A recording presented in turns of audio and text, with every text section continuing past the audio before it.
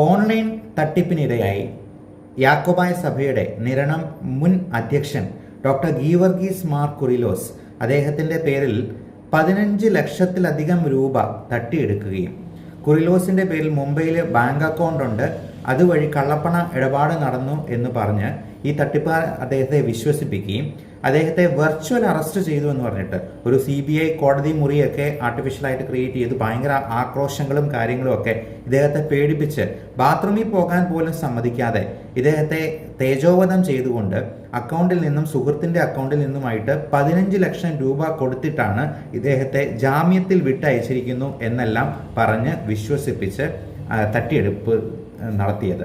അപ്പോൾ ഈ senior citizens ആയിട്ടുള്ള ആൾക്കാരും പ്രത്യേകം ശ്രദ്ധിക്കുക. ഇതുപോലുള്ള കോളുകൾ വന്നു കഴിഞ്ഞാൽ അത് 1 ഞെക്ക് 2 ഞെക്ക് എന്നൊക്കെ പറഞ്ഞാൽ ഒരു കാരണവശാലും ഞെക്കരുത്. മാത്രമല്ല അത് അപ്പം തന്നെ കട്ട് ചെയ്യുക. പ്രത്യേകിച്ചും